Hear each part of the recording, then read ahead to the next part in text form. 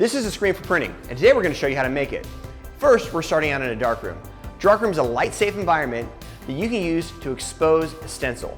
But first, let's talk about the screen itself. Screens have fabric called mesh that are stretched across them.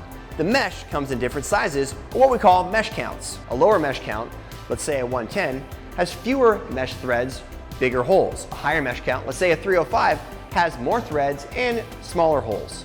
Higher mesh count, higher detail. The holes can hold that detail.